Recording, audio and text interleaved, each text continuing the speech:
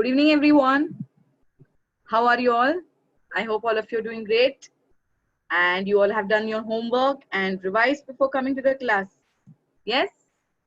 And if you would have found, if you found difficulty in solving the question of mole concept, do not worry. I'll revise it again. And for those who have done it, so quickly see whether you've got the correct answer or not. So let us start with the lecture. First, let me start sharing my screen.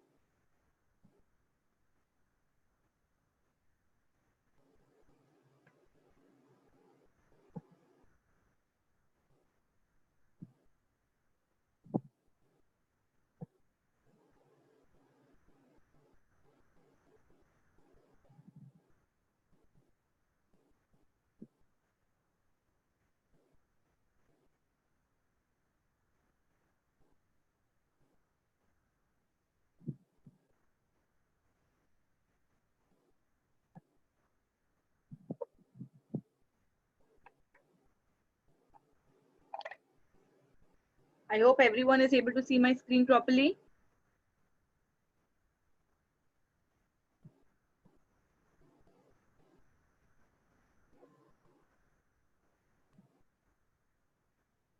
Just give me a minute.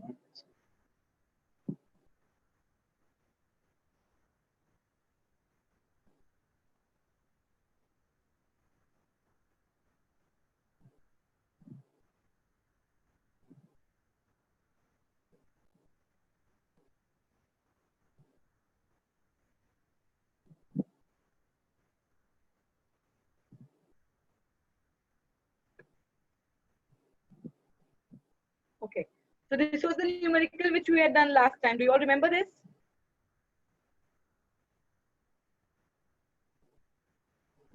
We had already completed this one numerical, which is how many molecules are there in 66 grams of CO2. And I had given you homework for how many molecules of water are there in 36 grams of water. Correct? Sorry.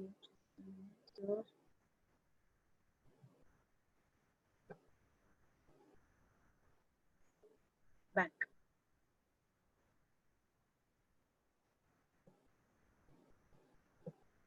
Okay, my dear students. Just check whether you've got the correct answer or not. In the previous case, we had already solved the question for carbon dioxide, where we use this concept of mole to solve the numerical, where 1 mole of any substance is its atomic mass or molecular mass, which is expressed in terms of grams. And here, because we are taking the question of water, that is H2O, and we all know that water is a compound. So we have asked the question as, how many molecules of water are there in 36 grams of water? The first thing what we are going to do is, we are going to calculate the molecular mass of water, which is 18. I assume that everybody sitting out there knows how to calculate the molecular mass, isn't it? We have to just add the sum of the atomic masses, and atomic masses will be provided to you. You simply have to add them considering the number of atoms and then get the molecular mass. After we get the molecular mass, we are going to use the formula, that is number of moles in the given water molecule is equals to mass of water in grams upon molecular mass of water. Isn't it? This is how we have done in the previous question as well. It's the same thing. It's just that the compound in the previous question was carbon dioxide.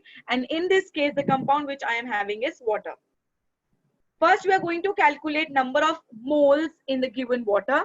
As I already have mass of water given to me, which is 36, molecular mass of water is 18. So when I divide 36 by 18, the answer which I am going to get is 2 moles, correct? So once we get the answer 2 moles, we know that the number of moles, which is N, is equals to 2.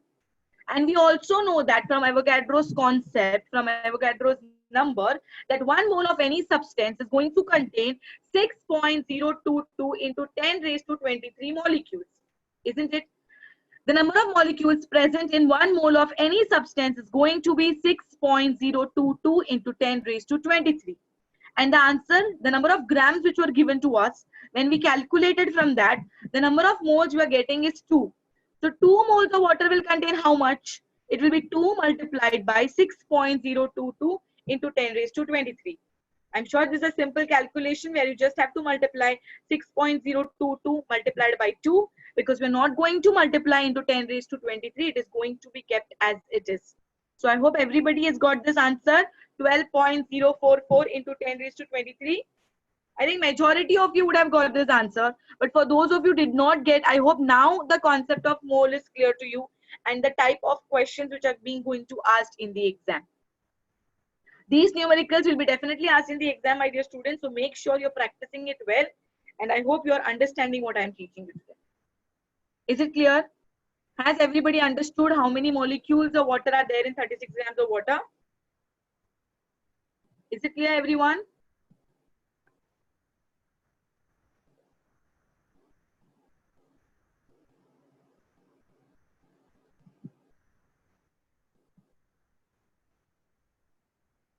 If you're done with this, let me give you one more question and let me see how many of you are able to do this. This we have already done. Let me give you one more question, one last question regarding mole. Let me see how many of you are able to solve this.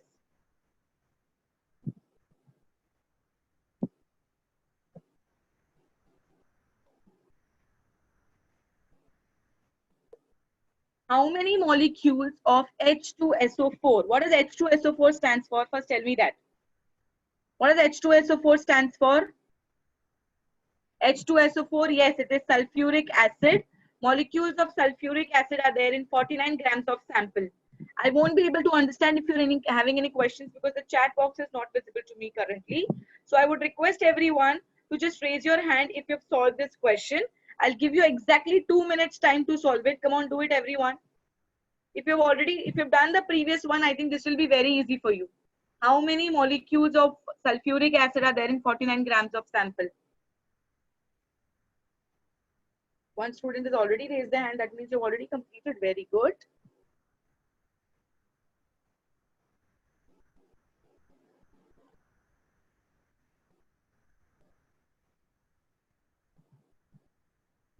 How are you going to begin with? First place. How are you going to start with?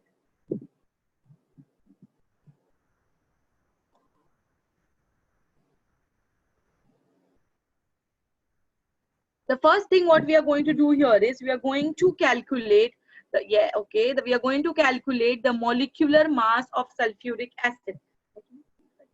Chat box. Sample is nothing, it's just the question. Sample means the formula which is given to you here. You need to calculate the molecular mass.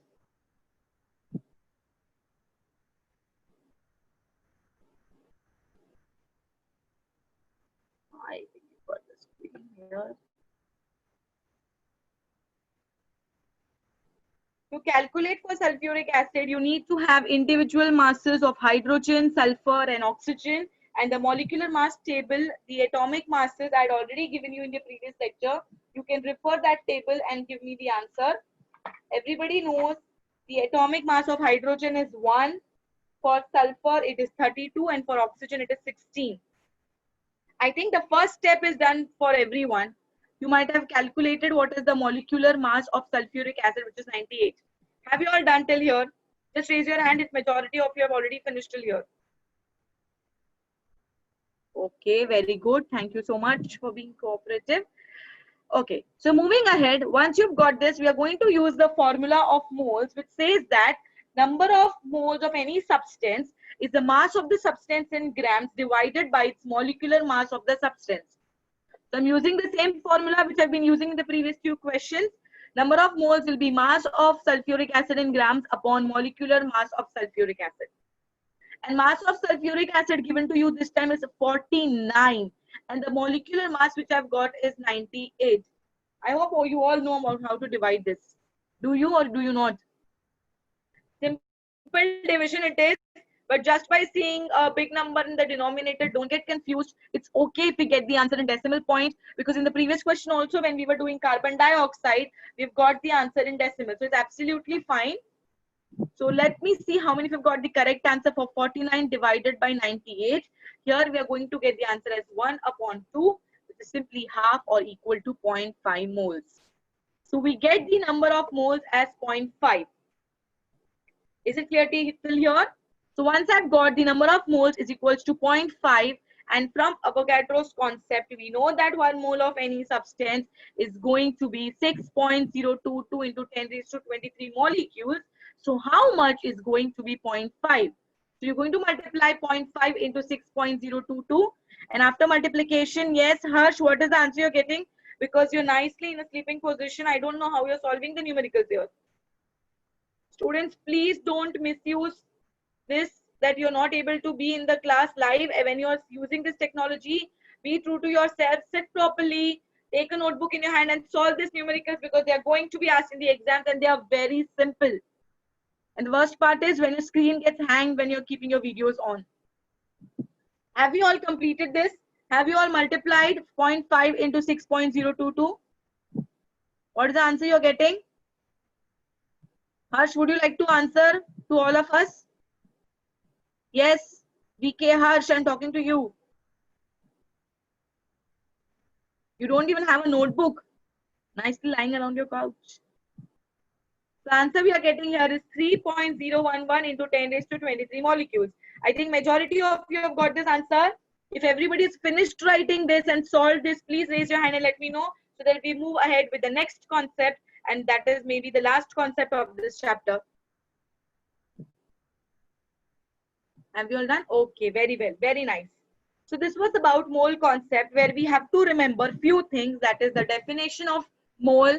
We need to remember the formula to calculate number of moles, and we need to remember what is Avogadro's number and its value. Only these three simple things, if you keep in your mind, you'll be able to solve any numerical. Now the three numericals which I showed to you here were of the same type, where in every case we were simply finding out the number of molecules. What if in some question, instead of asking number of molecules, they ask you mass in grams? What is my question? Instead of asking you number of molecules, if they ask you what is the mass in grams of sulfuric acid, how are we going to go about it? If they are asking you mass, then definitely they are going to provide you with one answer, that is number of moles. Because in any question, we are going to use only this formula, which is number of moles equals to mass in grams upon molecular mass. And molecular mass, every time we are going to calculate, one of the two details means either mass in grams or number of moles will be provided to you. Like in this numerical, mass in grams was given to us, we only had to calculate number of moles. And if they ask you number of moles, then mass in grams will be provided to you. It will be vice versa, so you do not have to worry, but you have to remember how to use the same formula in solving different questions. If in case, instead of asking how many molecules, they might even ask you how many atoms. But if the question is related to atoms, you know that the answer, the sample which will be given to you will be any monoatomic element, which will be either potassium, sodium, calcium, helium, because these are all monoatomic, which exist in single atomic state in nature. And do not worry, such kind of numericals we are going to do ahead. But for now, let us move ahead and understand the last part of the chapter, which is called its valency.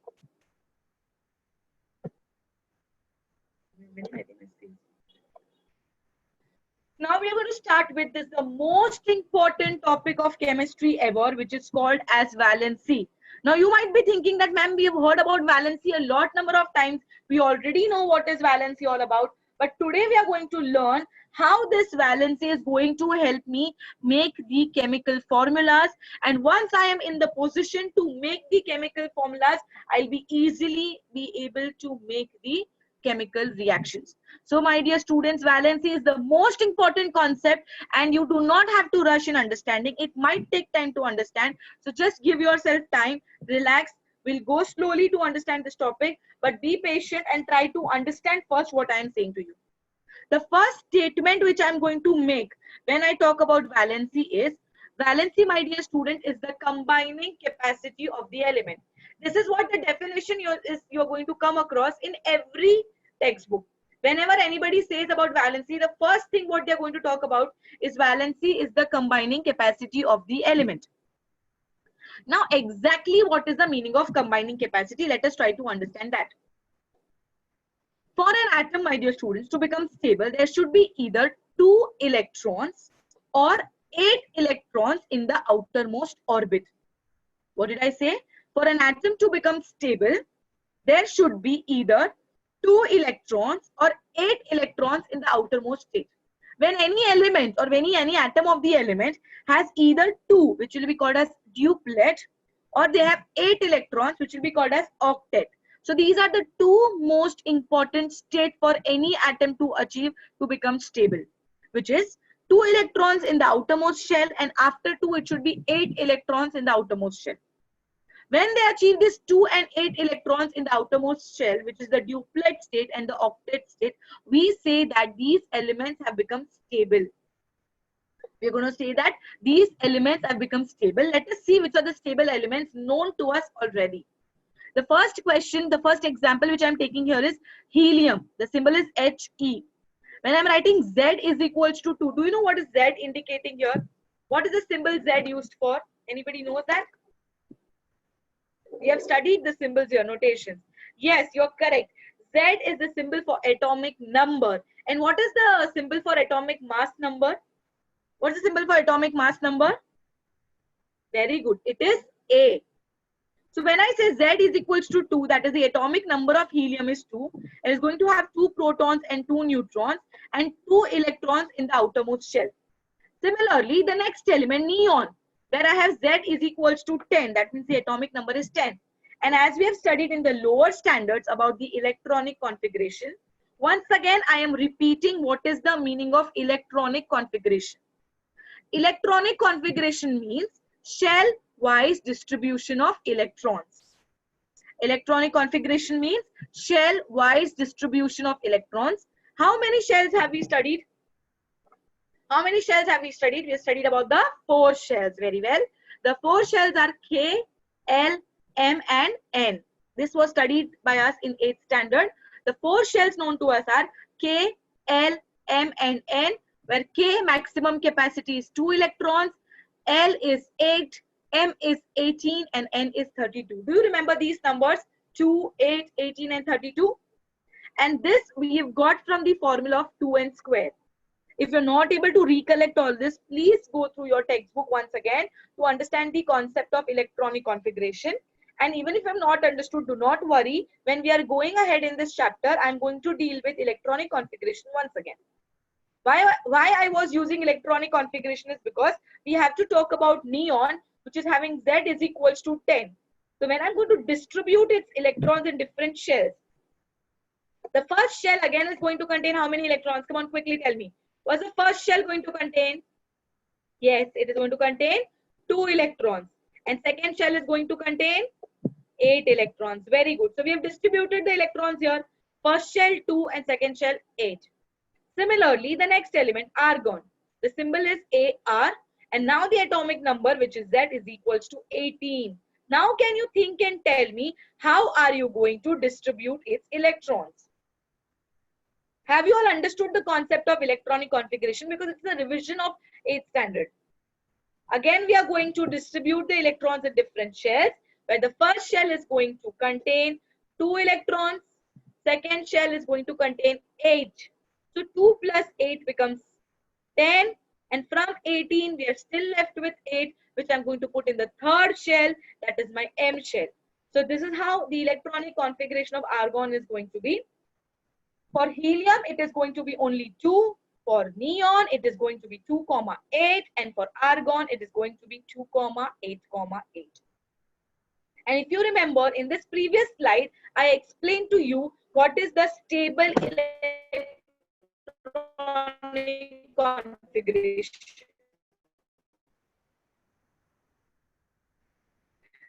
The stable electronic configuration state. And as you all, after the first shell, the number of electrons in the next shell should be, I hope I'm audible to everyone. After the first shell, the next shell should have 8 electrons. Just a minute, I feel there's some problem related to the internet connection. Just give me a minute here.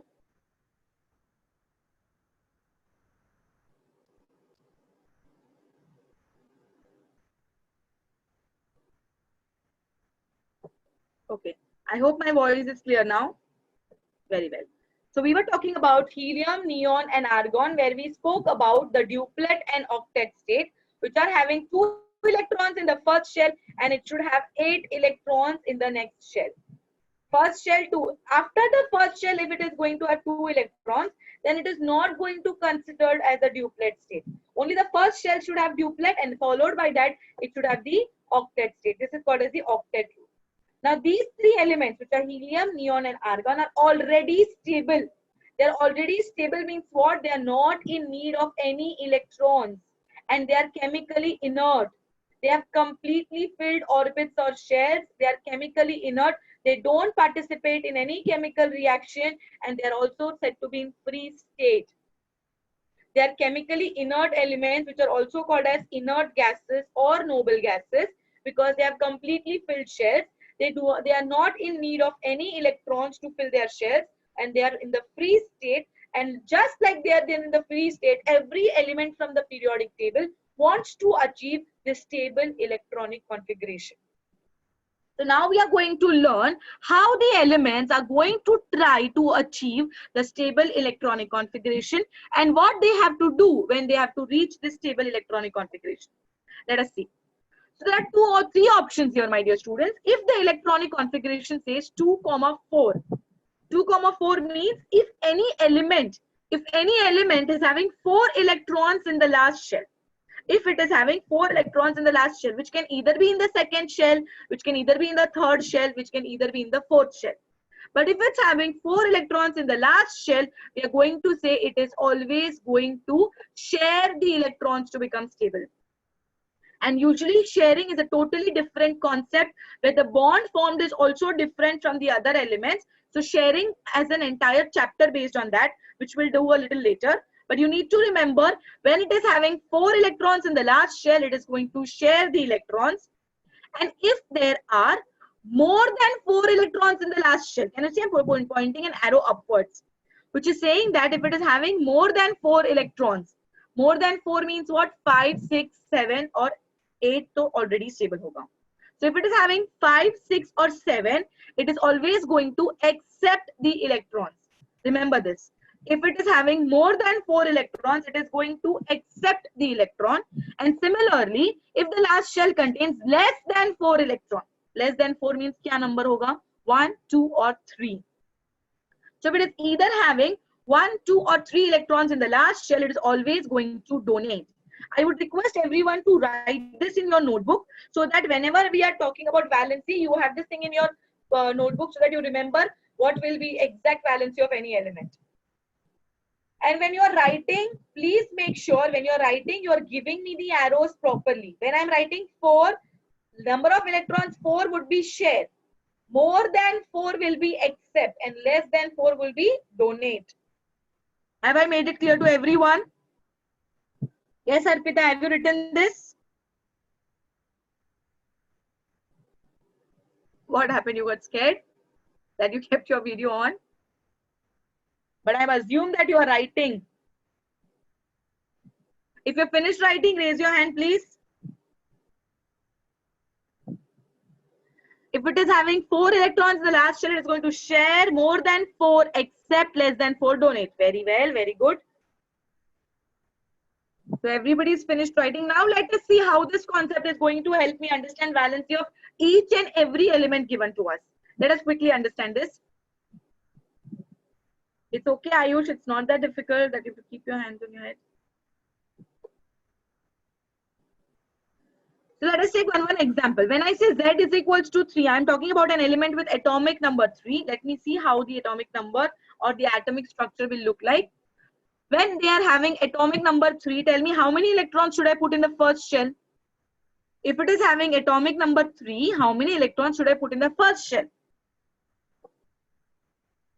Correct. In the first shell, I'm going to put 2 electrons followed by 1 electron in the next shell. So my electronic configuration of lithium becomes 2, 1. Electronic configuration becomes 2, 1. So when the electronic configuration is 2, 1, how many electrons does it have in the last shell? We have studied this, no? If it is having 4 electrons, it will share. More than 4, it is going to accept. And less than 4 means it is going to donate. Now you then can tell me which part am I going to use? Should I use the concept of share, accept or donate? Come on, quickly tell me. Yes, Ayush, what is the answer here? Do you know what is the answer? Ghatkopar Ayush. It is having less than 4 electron. Correct. When it is having less than 4 electron, it is going to donate that 1 electron to become stable. Let us see how does it donate the electrons to become stable. When this lithium, my dear students, donates the electron, the 1 electron from the last shell has been removed. So we are completely loss of 1 shell. There will be no last shell in case of lithium. Now they are going to be in the center only 1 nucleus and 1 shell which is containing 2 electrons, and then I am going to put it in square brackets. I'm going to put it in square brackets, and on top of it I'm going to show a positive sign. Why did we show a positive sign by putting a bracket? Understand this very clearly. In the beginning, I told you we are using a lithium atom. What did I say? We are using a lithium atom. This lithium atom donated 1 electron. This lithium atom donated 1 electron. Do you know what is the charge of an electron? What is the charge of an electron? Is it positive or negative? Yes, electron is negative. So when it is removing a negative charge, automatically the positive charge has increased inside an atom, because we have studied an atom is electrically neutral. When I say electrically neutral means it has having same number of protons and same number of electrons. But when this atom donates an electron, it gets a positive charge. So how many electrons, my dear students, lithium has donated? Lithium has donated 1 electron. And the number of electrons which it donate, accept or share to become stable is termed as its valency. So my dear students, the valency of lithium becomes 1. So what's the valency of lithium? Yes, Saidam Tejas, can you tell me what's the valency of lithium? I think your sister won't be able to answer that. You will have to do that. So the valency of lithium is 1. And why did we get that 1? Because it is either the number of electrons donated, accepted or shared. Dene ka, lene ka ya share karne ka. And why they have to do that? They have to do that to become stable.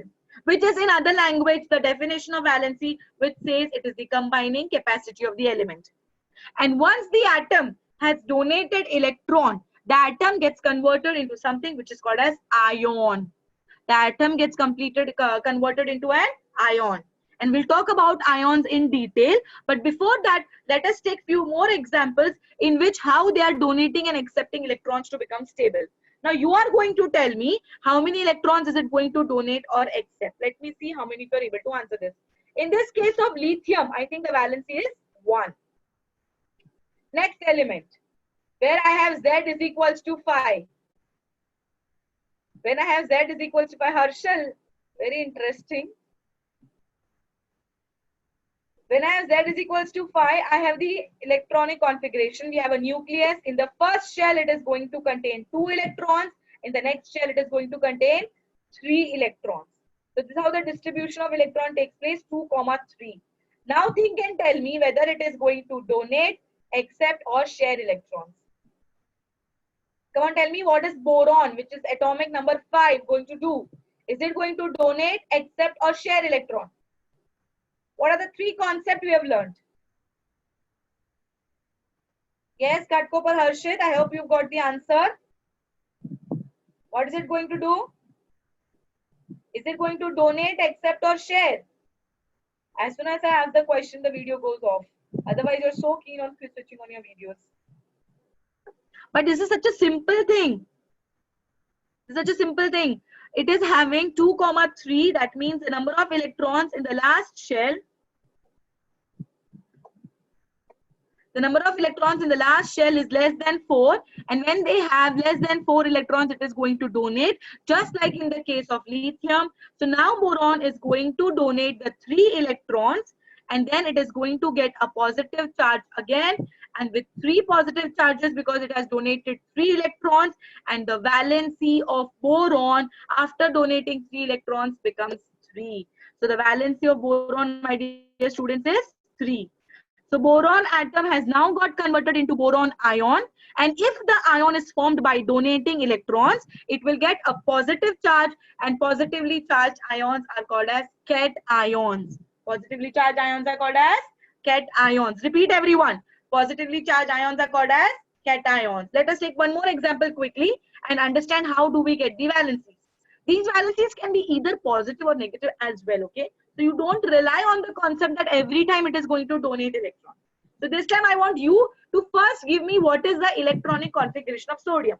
Come on, tell me. Don't give me directly valency. Just give me the electronic configuration of sodium first. Have you all got the electronic configuration of sodium?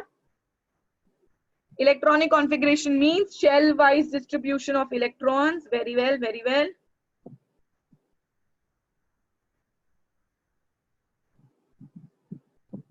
So we are getting here. Let me see how many of you got this correct. We have this nucleus. We have the first shell which is going to contain 2 electrons. Second shell which is going to contain the 8 electrons, and the third shell is going to contain 1 electron. So the electronic configuration of sodium becomes 2, 8, 1. It's very simple. Last shell contains only 1 electron. So for obvious reasons, when it is having less than 4 electrons in the outermost shell, it is going to donate. And sodium, just like lithium, is going to donate 1 electron. When the 1 electron has been removed, will the last shell still exist? Will the last shell still exist? No. The last shell will completely disappear, and then after the atom has donated electron, I'm going to put it in square brackets and give it a charge, which charge will it get after donating electron? Yes, Krutika, which charge is it going to get after donating electron? Harshal? Rishi? No answers? Which charge is it going to get after donating electron? Devidal, Harshal, I think we need to speak after the class as well.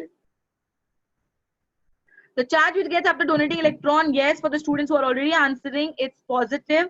Very good. And the last shell goes away. But it has donated only 1 electron. So the valency of sodium again becomes 1. The valency of sodium, what we have got in this case is 1. I hope with this electronic configuration and shell-wise distribution of electrons, everybody is able to understand how to get the valency. But as I said, valencies can never always be, valencies will never have a charge of positive or negative. Remember this. The atom is going to have a charge of positive or negative. Valency is always a whole number, which can either be numbers ranging from 1 to 4, or it can also be 0, as in case of inert gas elements, as they do not require to donate, accept, or share electrons. Let me see now. Chlorine. First, give me the electronic configuration of chlorine.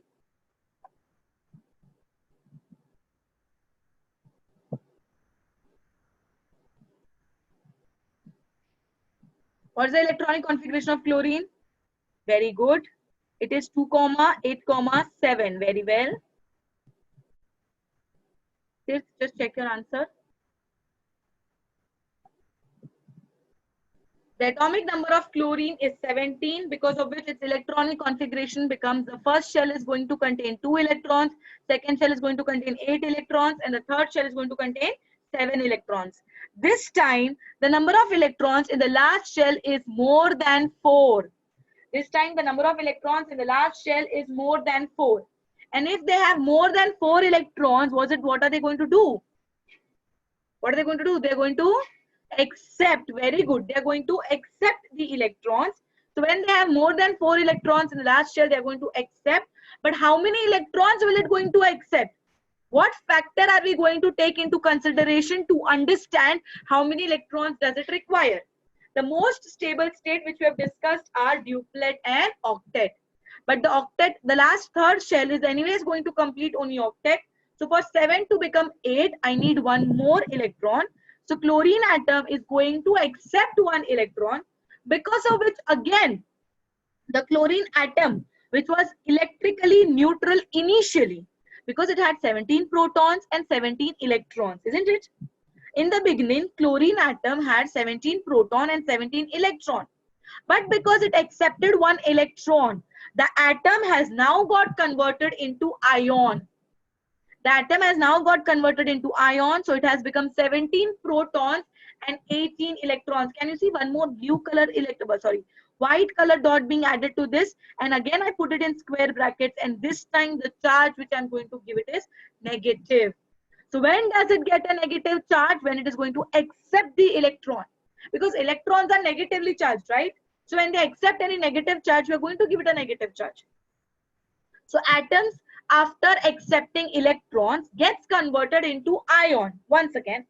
But after accepting electron, it gets a charge which is called as negative, and negatively charged ions are called as an ion. Negatively charged ions are called as an ion. So remember, we have studied about two charges here. Because it accepted only one electron, the valency of the valency of chlorine becomes 1. The valency of chlorine becomes 1. Is it clear to you, everyone? Did everybody understand how do we learn about the concept of valency? Let us revise once again. What did we discuss today? We first completed the concept of mole, right? We spoke about what is mole.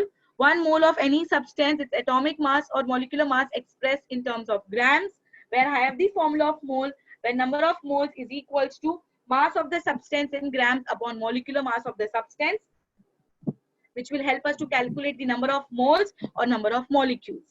After that, we studied the concept of valency. It's a very important topic, my dear students. As soon as I finish teaching today, please make sure you read the textbook, as it is very important.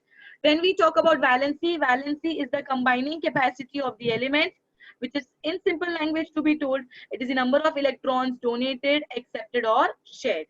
When we spoke about valency, it is the combining capacity of the element, which is nothing but the number of electrons donated, accepted or shared. And they are going to do this to become stable. And which are the stable state we have studied? The stable state we have studied is the duplet and the octet. Duplet means 2 electrons in the first shell, and octet means 8 electrons after the first shell. So now let us try to configure the elements of, let me show you few electronic configurations here. If you all have understood the concept of valency, let us quickly see the valency of these elements. The first column, I have number of electrons, followed by I have written the distribution of electrons. Then we are going to write the electronic configuration, and you are going to help me with the valency. Let us start. Number of electrons of hydrogen is how much? 1. So in the first shell, of course, it is going to have 1.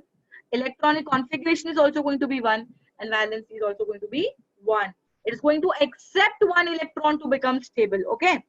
Helium. Tell me what will be for helium. The number of electrons is 2. It is having 2 electrons that can be easily put in the first shell. Electronic configuration is also going to be 2, and valency is going to be 0. Will it have any valency here? No. Why no valency? Because it is already stable. It does not require any electrons. It is already stable, my dear students. Lithium. We have already done for lithium. Come on, tell me quickly. Lithium has atomic number 3. Because it's 3, the first shell, the K shell, has only capacity of accommodating 2. So I put 1 in the next shell. Electronic configuration becomes 2, 1.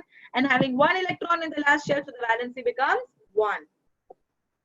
Is it clear, everyone? What will be next one? Beryllium. 4. First shell, 2. Second shell, again, 2. So the electronic configurations become 2, 2. And what will be the valency here? It is having less than 4 electrons. And these 2 electrons, it will donate because it has to reach the duplet state. Boron, 5. First shell, 2. Next shell, 3. Electronic configuration becomes 2, 3. And because it has to achieve the duplet state, these 3 electrons is it going to become stable. So these electrons, it is going to donate. For lithium, beryllium and boron, remember 1, 2 and 3 electrons are being donated to become stable. Similarly for carbon, let us see what does carbon do. Carbon is having 6. The distribution will be 2, 4. Electronic configuration becomes 2, 4, and the valency will be 4. And this 4 electrons it is going to share. Why is the valency 4? Because if it donates 4, my dear students, if it donates 4, then also it will be achieving duplet. If it accepts 4, then it is going to be achieving octet. So instead of donating and accepting, carbon is going to share its 4 electrons to become stable. Similarly, nitrogen, 7. When I write the first shell 2, next shell 5, and 2, 5, as is having more than 4, then it is going to accept the 3 electrons. Why is it going to accept 3? Because it has to complete the octet. So this is how we are going to write the valency. Now I want everyone to make this table, but you will not fill in the details. You will all try to do it on your own because I'm going to keep the slide only for a minute so that you only write the names of the elements. Rest all details will be filled by you, and in the next class we'll be doing with the remaining elements, because at least first 18 elements has to be by hearted to everyone. Have you all written the names of the elements? And if you see, I've given a red color, the specification specifically different in the name of the element because that is indicating the symbol. For hydrogen, the symbol is H. For helium, it is He. For lithium, it is Li. Beryllium, Be. Boron is B. Carbon is C. And nitrogen is 6. And I have given you the number of electrons here from 1 to 7. I assume this much time is enough for you to write the names of the elements. Have you all done? Raise your hand if you've finished writing the names of the elements. Okay, so if few students have done, I think majority would have been done this already, because I'm not going to show you the number of electrons that you have to do. I hope everybody understood what we have discussed today.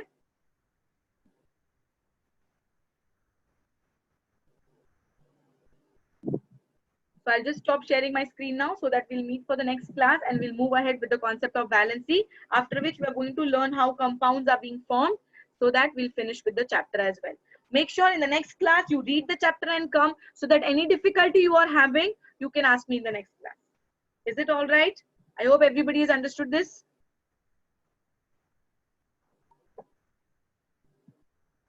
Thank you so much, my dear students. I hope everybody has understood and you're through with the lecture. In the next class, we'll move ahead with understanding the concept of valency.